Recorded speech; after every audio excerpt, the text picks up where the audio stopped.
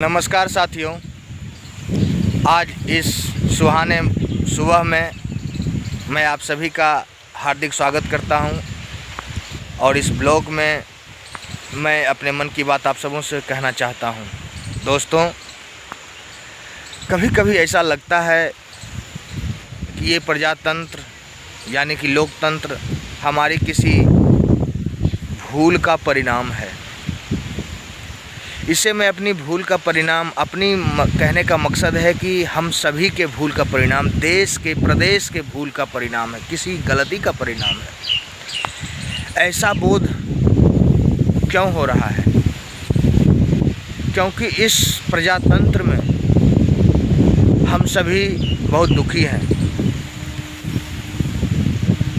देश के शासन प्रणाली से कुछ हो नहीं पा रहा है।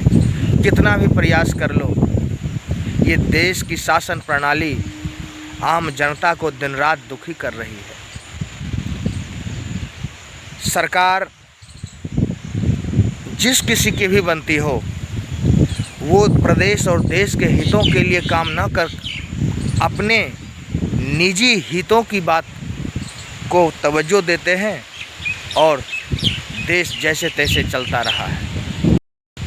प्रजातंत्र का नींव रखा गया था इसलिए कि हम सभी लोग, सभी देशवासी, हम सभी भारतवासी चैन की, सुकून की ज़िंदगी बिता सकें, अपनी मर्ज़ी से रोज़गार चुन सकें, अपनी मर्ज़ी से कुछ भी काम कर सकें जो हमें, हमारे प्रदेश को और देश को सुकून, आनंद प्रदान करे। लेकिन क्या ऐसा हो पा रहा है? लोकतंत्र में, इस लोकतंत्र के इस सिस्टम में सभी लोग जो देश को चला रहे हैं अपनी अपनी मनमानियां कर रहे हैं। सवाल जब किया जाए तो उसका माकूल जवाब नहीं मिलता है। ऐसा क्यों? देश के नसों में भ्रष्टाचार खून बनकर दौड़ने लगा है। हमने देश की सुरक्षा और इसके स्ट्रक्चर को मजबूत करने के लिए विधान बनाए, संविधान बनाए, देश को संसद दिया, विधान परिषद दिया, लेकिन आज उस सिस्टम में बैठने वाले लोग मनमानियां करते हैं। देश की समस्याओं पर विचार कम होता है, बहस ज़्यादा होती है अपने निजी हितों को लेकर के। किसी पार्टी का एक नेता अगर संसद छोड़कर चला जाता है तो सभी लोग पलायन कर जाते हैं। अपने निजी हितों के लिए पूरा संसद पूरा दिन खाली पड़ा रहता है। नेता जब मन होता है संसद जाते हैं और जब मन होता है महीनों संसद नहीं जाते। क्या ये सिस्टम देश के लिए भ्रष्टाचार का काम नहीं कर रही है? क्या हमने 5 वर्ष जो जिसके लिए जिनको चुना है, क्या वो 5 वर्ष अगर जिस प्रकार हम लोग हर दिन मजदूरी करते हैं तो हमें हाजिरी मिलती है, तो क्या ये जनता के लिए इन नेताओं को ऐसा नहीं करना चाहिए कि उन्हें हर दिन जाकर के संसद में हाजिरी लगानी चाहिए? अगर वो किसी कारणवश संसद नहीं जाते हैं और वहाँ विचार विमर्श देश की जनता की समस्या को दूर करने के लिए नहीं कर पाते हैं, तो उनका भी सैलरी कटना चाहिए। उन्हें कारण बताना चाहिए कि क्यों नहीं आ पाए वो संसद, अपने प्रदेश में क्यों नहीं जा पाते हैं। वो चुनाव के बाद जब वो चुनाव जीत जाते हैं तो कोई नेता महीनों, इस 5 वर्ष में कुल 60 महीने होते हैं, इस 60 महीने में एक महीने भी अपने प्रदेश के किसी ज़िले के किसी गांव में नहीं जाते, उसकी समस्याओं को पर्सनली नहीं सुनते, ये घर घर गली गली रोड पर नहीं जाते। क्या ये भ्रष्टाचार नहीं है? 5 वर्ष का जो समय जिनके लिए जनता ने इनको चुना है, ये 5 वर्ष ऐसे ही अय्याशी में बैठ करके बिता देते हैं। इसी से भ्रष्टाचार बढ़ता जा रहा है। ये 5 वर्ष के बाद जब अगला चुनाव होने वाला होता है, तभी जनता के बीच आते हैं और कहते हैं मैंने ये करना है, मैंने वो करना है, हमको वोट दीजिए। और जैसे ही चुनाव समाप्त होता है फिर अपने अपने बिल में घुस जाते हैं और अपने आप को सम्राट और राजा घोषित करके अय्याशी करते हैं। तो देश के संविधान को थोड़ा सा बदलना होगा और सबसे पहले देश के संविधान का मजाक बनाने वाले इन नेताओं को, इन भ्रष्ट नेताओं को सबक सिखाना होगा। आज के परिप्रेक्ष्य में अगर बात की जाए तो जो भी हमारे मंत्री हैं, मुख्यमंत्री हैं प्रदेश और देश में, उन सभी से सीधा क्वेश्चन कोई नहीं पूछ पा रहा। प्रधानमंत्री विदेश दौरा में व्यस्त रहते हैं। देश की अंदर चल रही समस्या, बेरोजगारी, महंगाई, किसी प्रकार की कोई कमी या कुव्यवस्था पर कभी कोई उनसे personally direct face to face सवाल नहीं पूछता, या फिर अगर पूछता भी है तो उसका सीधा जवाब नहीं देते। उनकी प्रतिष्ठा पे बात आ जाती है।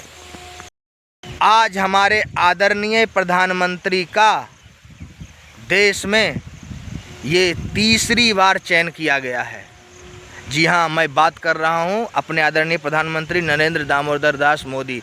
जब पहली बार ये सत्ता में आए थे तो इन्हीं के ये वचन थे कि जब देश में महंगाई बढ़ती है, डॉलर की कीमत बढ़ती है और रुपया गिरता है, तो दरअसल रुपया नहीं गिरता, देश के नेताओं का स्तर गिर रहा होता है, भ्रष्टाचार बढ़ रहा होता है। इनका इस प्रकार का मंतव्य था। आज मैं उन्हीं प्रधानमंत्री से ये प्रश्न पूछना चाहता हूँ कि आज डॉलर 100 रुपये को पार कर गया है या करने वाला है, क्या कहना है आपका? हम सभी जनता, आम जनता का सीधा सवाल आपसे है, क्या इस पर आप कुछ बोलेंगे? देश में ईंधन के नाम पर पेट्रोल डीजल में जो इथेनॉल की मिलावट की जा रही है, इस विषय पर क्या कहना है आपका? आपने क्यों इजाज़त दी देश में E20 पेट्रोल चलाने की? इसका जवाब कौन देगा? आपके संबंधित मंत्री नितिन गडकरी, जिनके निजी हितों को पूरा करने के लिए ही क्या आपने उन्हें कुर्सी पर बैठाया है? हमारे प्रदेश बिहार में चल रही विभिन्न प्रकार की समस्याओं का आपने मजाक बना करके रख दिया है। हमारे प्रदेश के सभी आम लोगों को आपने अपने कार्यकाल के दौरान क्या दिया? आपका गठबंधन कभी नीतीश बाबू के साथ रहा, आज बीजेपी ने किसी भी तरीके से सत्ता प्राप्त की हो, आज बिहार में सत्ता कर रही है, लेकिन क्या आपने बिहार के लोगों के लिए कोई बड़े व्यापक योजना चलाई जिसके तहत ये बिहार ही देश के सभी लोगों के लिए, यहाँ के नागरिकों के लिए एक बहुत बड़ा हब बन जाए? यहाँ से बहुत बड़ी मात्रा में बाहर लोग काम करने ना जाएं, क्योंकि बाहर जब लोग काम करने जाते हैं तो बहुत बड़ी जिल्लत झेलते हैं। मैं मुंबई गया हूँ, मुझे पता है कि मुझे वहाँ कितनी तकलीफ़ हुई, मेरा कितना अपमान हुआ। आदरणीय प्रधानमंत्री जी, आप हमारे लिए ट्रेनें चलाते हो, उससे लाभ आपकी सरकार को होता है, क्योंकि हम मजबूरी में यात्रा करते हैं गाय भैंस बकरियों की तरह उस ट्रेन में। हमारे देश में रोजगार का काम आपने एक भी देने का नहीं किया, दिया भी है तो दूसरे प्रदेशों में दिया है।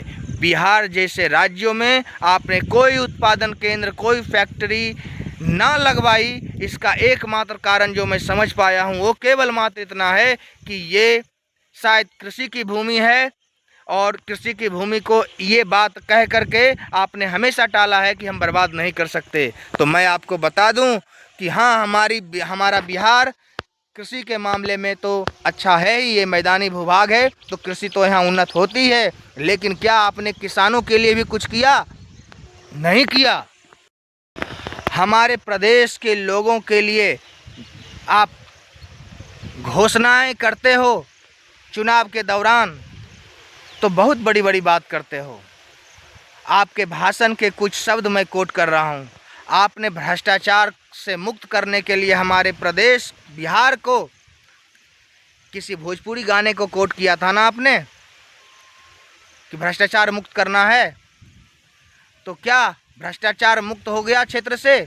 उल्टा आपने एक चकला चलाने वाले को मुख्यमंत्री बनाकर हमारे ऊपर थोप दिया, जिसे ढंग से ये पता नहीं कि शिक्षा के लिए क्या करना है, ग्राउंड स्तर पर ऐसा कौन सा योजना बनाऊं जिससे कि हमारा बिहार आगे बढ़े। आपने एक अपराधी को अपनी सत्ता में हमारे माथे पर बिठा रखा है। क्या बीजेपी के पास कोई योग्य आदमी नहीं था जो कि ज़मीनी स्तर पर बिहार की जनता की आवाज़ को सुन सके। हम ये नहीं कहते, हम किसी समाज के विरोधी नहीं हैं। कोई भी समाज का आदमी अग्रणी हो, आगे बढ़े और राज्य की, प्रदेश की, देश की कमान को आगे बढ़ाए, लेकिन आपने ऐसा नहीं किया। बीजेपी सत्ता में आने से पहले कहती थी कि भ्रष्टाचार मुक्त करेंगे, लेकिन आज हमारे प्रदेश में और देश के विभिन्न कोनों में ये बीजेपी ही भ्रष्टाचार करती हुई नज़र आ रही है। इस पर क्या कहना है आदरणीय प्रधानमंत्री जी? आपने चुनाव के समय एक वादा किया था कि हम प्रदेश में 1 करोड़ रोजगार देंगे, लेकिन किया क्या? इसका उल्टा हो रहा है बिहार सरकार में। उन्होंने कई लोगों के हाथों से उनकी नौकरियां छीन ली। इसका क्या माकूल जवाब है आपके प्रदेश सरकार और आपके पास? क्या बताएंगे आप? हमारे प्रदेश में हर हमेशा, अगर आज भी, आज के परिप्रेक्ष्य में एक निर्दोष इंसान का एनकाउंटर कर दिया गया, प्रशासनिक तंत्र में बेवजह उसकी हत्या कर दी, इस विषय पर क्या कहेंगे? हमारे देश में अगर कोई आंदोलन हो रहा है तो वो विकास के लिए नहीं हो रहा है, खुद को बचाने के लिए हो रहा है। एक आम जनता खुद को बचाने के लिए आंदोलन कर रही है। जब इस सब बात से फुर्सत ही नहीं मिलेगा तो कैसे प्रदेश का विकास होगा? आपने मुख्यमंत्री रहते गुजरात मॉडल को खड़ा किया और हम इस बात के लिए आपकी सराहना करते हैं। गुजरात आज देश के विकसित राज्यों में से एक है। बिहार के साथ आपने ऐसा क्यों नहीं किया? जो इंडस्ट्री फैक्ट्री आप गुजरात में लगवाते हैं, वैसा ही कुछ इंडस्ट्री फैक्ट्री यहाँ लगवाते तो हमारे प्रदेश के लोग बाहर काम करने ना जाते, धक्के नहीं खाते, बाहर जाकर दूसरों की गालियाँ नहीं सुनते। ये हमारे प्रदेश के साथ अन्याय किया है। देश का हर नागरिक आपकी बात को बड़े गौर से पिछले 3 टर्म से सुनता आ रहा है।